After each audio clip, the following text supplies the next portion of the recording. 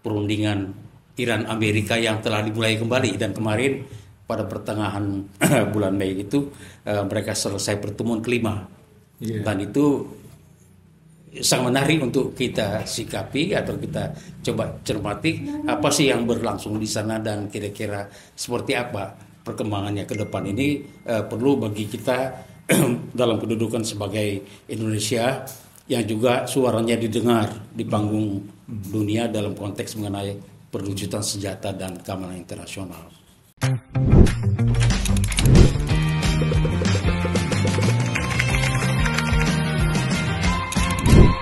Assalamualaikum warahmatullahi wabarakatuh. Selamat berjumpa kembali dengan Panggung Belakang dan saya Buniyani, host yang setiap pekan kita mengulas masalah-masalah internasional dengan narasumber kita Pak Hazairin Pohan, yang beliau sudah berpengalaman menjadi diplomat senior dan ditugaskan oleh Kementerian Luar Negeri Indonesia di berbagai pos di luar negeri, termasuk di PT RI, Perwakilan Tetap Republik Indonesia di PBB di New York.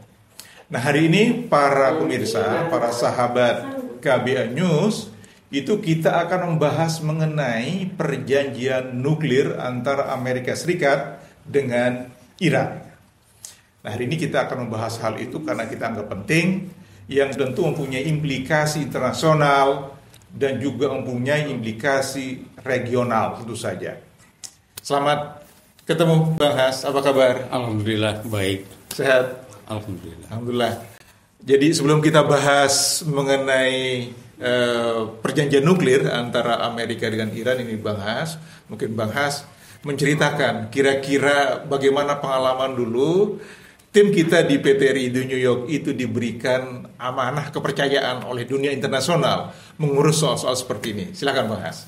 Mas Budi, ini memang isu mengenai nuklir, senjata nuklir dan juga keamanan internasional itu adalah tupoksi saya pada waktu bertugas di PT di New York, dan dalam hal itu tadi telah disebutkan bahwa Indonesia telah menjadi ketua kelompok kerja gerakan non-blok untuk urusan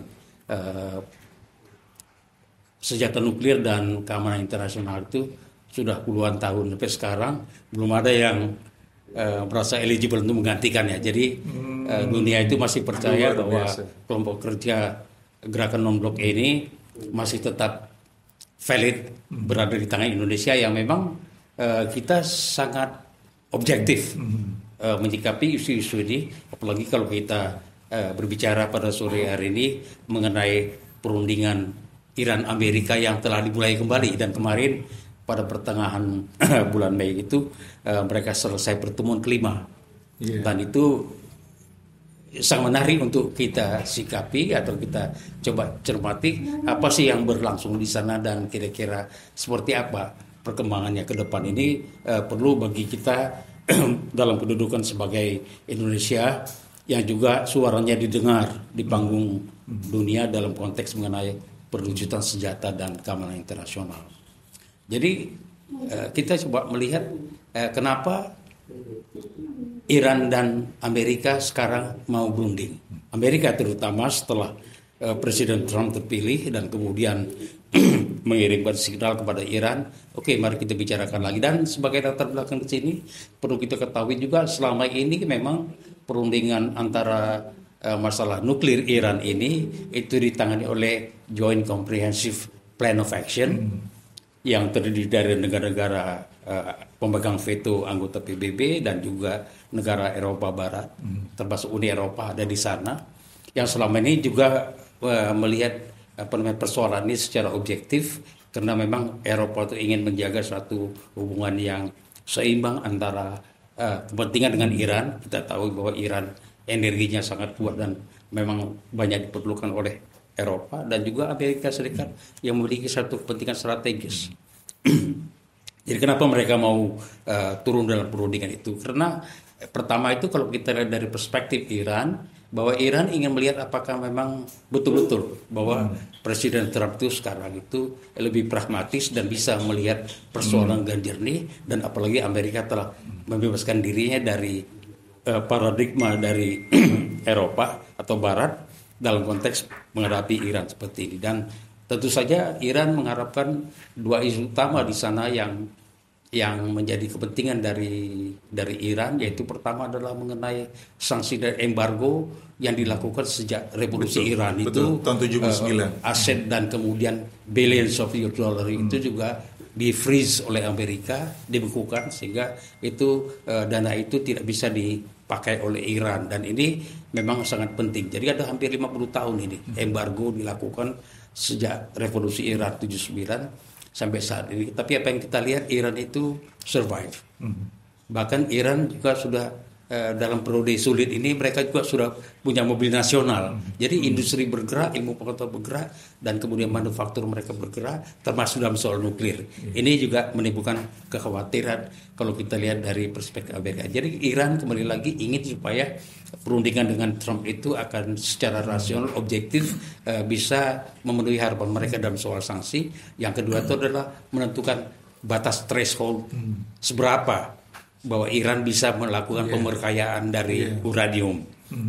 Kita tahu kalau bicara soal nuklir itu ada yang namanya doktrin dual use, yaitu bahwa teknologi nuklir itu memiliki dua sisi. Satu sisi damai, yang itu Indonesia dan Iran. Iran sampai sekarang masih anggota NPT, Indonesia masih aktif di NPT. Juga melihat bahwa faktor penggunaan nuklir untuk masuk damai itu untuk pengetahuan, kedokteran, pertanian dan sebagainya. Yang positif lah ya. Yang positif sebenarnya di sana. Tapi at the same time memang ada faktor dual use di sini yang juga bisa menjadi satu faktor untuk persenjataan. Destruction. Jadi itu pembinasaan. Amerika inginnya 0%, jangan ada kemajuan lagi. Sedangkan Iran sendiri sudah dalam tahap sekarang tentu susah untuk dibatasi, dan mereka telah menegaskan bahwa ini adalah merupakan satu kepentingan nasional, kedaulatan nasional. Tidak ada satu negara pun bisa mendikte Iran dalam hal ini. Jadi kita mencoba melihat itu secara objektif. Jadi Iran jelas motivasinya, mereka ingin mengukur seperti apa nanti kebijakan baru, dan apakah kebijakan Presiden Trump yang menempuh jalur bilateral ini dipakai Oman, dan tempat pertemuan mereka dilakukan di Roma, dan pertemuan terakhir tadi saya sebutkan bahwa hasilnya juga memang belum maksimal. Tapi saya melihat bahwa sebagai diplomat itu, bahwa apabila kedua pihak berseteru masih dulu satu meja, masih berunding, itu lebih baik, karena alternatif dari diplomasi itu adalah perang. Dan kalau perang terjadi antara Iran dan Amerika berkaitan dengan kawasan dia, melibatkan Israel, dan ini orang politik internasional mengatakan bahwa Timur Tengah itu merupakan the mother of international conflicts. Dan ini kita tahu bahwa perkembangan terakhir ini ada faktor Rusia di sana, ada faktor Cina di sana, ada faktor Korea Utara juga, yang juga apabila terjadi pertempuran nuklir itu tentu saja kekuatan nuklir yang berada di luar kawasan juga akan turun tangan, dan barangkali kita akan berhadapan dengan satu dunia yang hancur sama sekali. Dan Indonesia juga melihat bahwa dalam konteks sekarang ini sebenarnya telah terjadi suatu pengurangan senjata nuklir yang cukup drastis ya, dari puluhan ribu senjata nuklir pada waktu Perang Dingin, dan sekarang itu tinggal sekitar 12.000 kepala nuklir. Yang 90% itu dimiliki oleh Rusia dan Amerika. Rusia memiliki sedikit lebih banyak, 6.000. Ya, kemudian Amerika sedikit di bawahnya, dan yang lainnya itu yang 10% itu, termasuk ya Inggris juga, Perancis, dan kemudian Cina termasuk di sana memiliki kekuatan nuklir yang kecil. Jadi ini satu pertama adalah meskipun jumlah senjata nuklir itu telah jauh berkurang, tapi daya penghancurnya meningkat 1000 kali lipat. Jadi kalau kita membayangkan seperti Hiroshima dan Nagasaki itu, apa yang dimiliki oleh daya ledak, daya penghancur dari senjata nuklir itu sudah mencapai sampai 1000 kali lipat. Dari Nagasaki dan Hiroshima. Dari ukuran Nagasaki, Hiroshima itu pada tahun 45 sampai sekarang itu telah meningkat satu senjata. Dan bayangkan sekarang tuh ada sekitar 12.000 kepala nuklir. Yang kedua itu juga, ini yang juga mencemaskan Amerika. Kenapa Amerika juga mau untuk berunding dengan Iran soal ini? Karena berkaitan dengan kemajuan teknologi nuklir ini dasar sekali, terutama dari delivery sistemnya. yaitu peluncur dari nuklir itu sendiri yang sekarang itu sudah, artinya kalau dulu itu hanya dimiliki oleh Rusia dan Amerika, teknologi tertinggi itu seperti nuklir antar benua tuh ICBM, International Ballistic Missiles itu, tapi sekarang itu bahkan Korea Utara sudah punya, dan negara-negara lain sudah punya ini. Jadi delivery system ini dengan satu kecepatan peluncurnya itu, roket peluncur itu sekarang sudah memiliki kecepatan yang disebut sebagai hypersonic. Hypersonic itu artinya kecepatan 5 kali kecepatan suara. Jadi presisinya, ketepatan tembaknya, dan kecepatan nyampe kepada tujuan itu sangat pendek.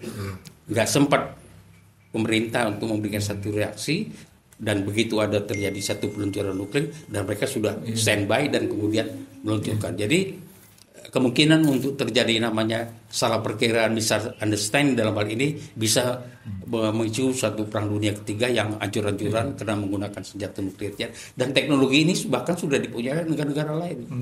Jadi ini merisaukan dari Amerika sebagai salah satu anggota Dewan Keamanan PBB yang memegang veto di sana bersama dengan negara lainnya, bahwa proliferasi bukan saja dari segi teknologi nuklirnya, tapi juga dari peluncurnya yang memiliki kecepatan yang luar biasa, hipersonik, bisa mencapai 5 kali lipat dari kecepatan suara. Dan ini yang mendorong mereka. Tapi apa yang kita lihat dari hasil pertemuan di Roma itu adalah memang kapan itu Bang yang terakhir? Bulan Mei pertengahan. Jadi itu 20-an itu. Pada waktu itu terjadi pertemuan dan memang hasilnya tidak memuaskan. Iran berangkat dari satu pemikiran ingin mencoba asumsi-asumsi baru, apakah memang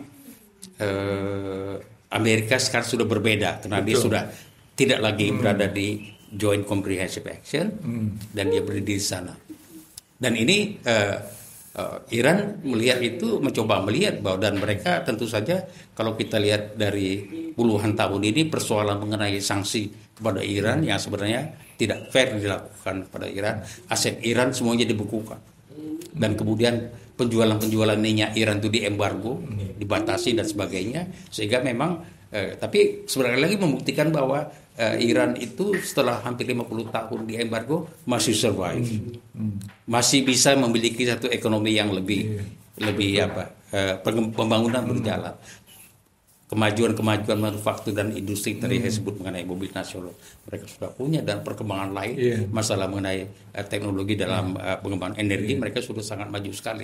Sebentar bahas itu, sebetulnya Iran itu berharap apa dari Amerika dalam negosiasi ini? Ya, satu sikap yang lebih pragmatis sebenarnya. Pertama itu melihat bahwa memang sudah saatnya pembukuan dari financial asset yang dimiliki Iran itu, di antaranya itu, dan itu sebenarnya sudah diperbincangkan secara mendalam dalam Joint Comprehensive Plan of Action. Dengan kata lain, kalau Iran dianggap tunduk kepada perjanjian baru ini dan bisa dinegosiasikan di Roma itu, maka aset-aset dia yang dibekukan itu bisa tidak lagi dibekukan oleh Amerika. Sudah disepakati dalam pertemuan-pertemuan sebelumnya dalam konteks Uni Eropa, Joint Comprehensive Plan of Action, tapi tidak dijalankan karena selalu diveto Amerika. Soal itu, dan ini Amerika ingin langsung berbicara dan kemudian mungkin akan bisa memberikan satu konsesi ke arah sana. Tapi pertemuan terakhir tidak menjanjikan itu juga. Apalagi Bang, di samping itu konsesi itu apalagi? Iran harapkan. Yang juga menjadi concern dari Iran tentu saja bahwa mengenai senjata nuklir Israel. P5 itu gagal untuk mencegah terjadi proliferasi senjata nuklir itu, dengan bukti bahwa Israel akhirnya secara de facto memiliki senjata nuklir walaupun jumlahnya tidak banyak sekitar 20-30 para nuklir, dan mereka juga memiliki nuklir itu sebenarnya tujuan ke Iran. Dan Iran juga sebagai satu negara anggota PBB juga memiliki hak untuk mempertahankan dirinya. Kalau kita lihat dalam konteks itu juga, dan makanya Iran selalu mengatakan bahwa mengenai kemampuan persenjataan mereka itu tidak ada satu negara luar pun yang bisa mendikte bahwa one day barangkali mungkin Iran akan menjadi negara nuklir, dan itu yang ingin dicegah oleh Joint Plan of Action maupun Amerika. Jangan sampai threshold untuk menjadi satu negara yang memiliki fuel, itu bahan bakar untuk nuklir itu mereka punyai, dan mereka akhirnya memiliki senjata nuklir. Oke, ini dari sisi Iran, Bang. Dari sisi Amerika apa yang diharapkan dari Iran begitu? Amerika itu melihat, tadi saya sebut juga ya, Amerika melihat bahwa dunia ini sudah berubah ya, sudah berubah, dan Amerika juga dengan semangat America First itu akhirnya meninggalkan Joint Plan of Action yang dimotori oleh negara-negara Eropa itu, dan dia merasa yakin bahwa dengan gaya Amerika gertak lalu kemudian negosiasi bisa menghasilkan sesuatu. Dan juga Amerika menyadari bahwa peta kekuatan di Timur Tengah itu sudah bergeser. Kalau tadinya dia melihat bahwa Israel itu salah satu negara sebagai sekutunya, dan sekarang sudah beberapa negara di sana termasuk Saudi adalah merupakan sekutu Amerika. Jadi Amerika ingin melihat bagaimana kepentingan dari sekutu-sekutu yang berada di Timur Tengah itu, dan kemudian bagaimana Iran akhirnya bisa menerima formula yang ditawarkan oleh Amerika untuk tidak mengembangkan senjata nuklir untuk untuk fuel nuklirnya, itu pemberkayaan uranium itu sampai pada level yang mengancam, pada level tertentu untuk research dan sebagainya dan itu sesuatu hal yang terlalu ideal bagi Amerika kalau mengharapkan Iran akan mau tunduk kepada satu tekanan atau pembatasan dalam rangka pemberkayaan nuklir ini. Jadi Amerika sebenarnya yang itu tadi saya sebutkan juga. Yang ketiga tadi adalah faktor bahwa memang proliferasi senjata nuklir itu bukan hanya daya ledaknya sudah meningkat 1000 kali lipat, bahkan juga dengan delivery sistemnya sekarang itu lebih cepat, 5 kali kecepatan suara, dan sehingga membuat situasi dunia tidak lebih aman pada saat sekarang. Ada trigger terjadi, kemudian terjadi perang nuklir, walaupun dimulai katakanlah senarionya Israel mendapat izin Amerika untuk menyerang Iran, dan Iran itu suatu negara besar, pewaris dari kerajaan Persia yang memiliki satu civilization yang cukup tinggi, dan mereka juga memiliki satu negara yang memiliki kemampuan yang memang tarafnya adalah super power pada Iran itu, dan tidak akan nanti akan kita lihat bahwa mereka sudah sepakat untuk maju kepada perundingan berikutnya. Tapi dalam konteks ini kelihatan untuk yang berikut itu mereka akan bicara secara lebih komprehensif, sama seperti konsep dari Eropa itu. Coba kita lihat dulu masalah nuklir itu jangan hanya dilihat soal Israel, soal mengenai sanksi, soal mengenai Amerika, tapi lihat secara keseluruhan. Jadi itu yang dimaui oleh Uni Eropa itu secara komprehensif, secara holistik persoalan itu supaya akhirnya penyelesaian masalah nuklir antara Amerika dan Iran itu bisa membuahkan sesuatu yang namanya untuk masalah perdamaian internasional. Jadi ini memang hal itu menarik sekali, dan Amerika merasa bahwa dia sudah menurun sekarang, dan oleh karena itu dia harus juga bisa melakukan suatu untuk menguraikan persoalan-persoalan yang kira-kira memang akan bisa membantu untuk terciptanya dunia lebih damai. Oke, Bang. Kira-kira bagaimana prospeknya nih, Bang? Negosiasinya. Kira-kira bagaimana? Saya melihat secara hipotetis saja ya, bahwa memang Iran ini seberapa sabar ya. Ya kan? Iran itu sama dalam posisi Indonesia di anggota NPT. NPT perjanjian yang disahkan tahun 70 dengan 100 sekian negara sudah menjadi anggotanya di sana, dan tentu kita berharap juga bisa memperoleh teknologi nuklir itu untuk kepentingan damai. Kalau Iran pertama mereka bicara soal energi, jadi mereka ingin mereka memiliki satu sumber energi untuk pembangunan mereka di sana, dan itu tinggal janji dan akhirnya tidak tercapai. Dan pada satu titik memang kalau kita lihat dari apa yang terjadi di Korea Utara misalnya, Korea Utara itu tadinya negara anggota NPT, tidak memiliki nuklir, tapi dia merasa tidak lebih aman. Ada Korea Selatan di sana, dan kemudian di belakang Korea Selatan ada Amerika, dan dia ingin akhirnya mereka keluar dari NPT menjadi nuklir. Ini tentu tidak kita harapkan bahwa Iran akan menempuh jalan seperti itu. Tapi kalau kita lihat memang dalam pembahasan yang kita lakukan dalam perucutan senjata di New York itu, saya menyikapi juga dalam hal itu bahwa memang sulit sekali bagi negara-negara seperti Iran dan Indonesia itu untuk melawan satu hegemoni dari negara, tidak saja dari segi senjata nuklir, termasuk teknologi nuklirnya.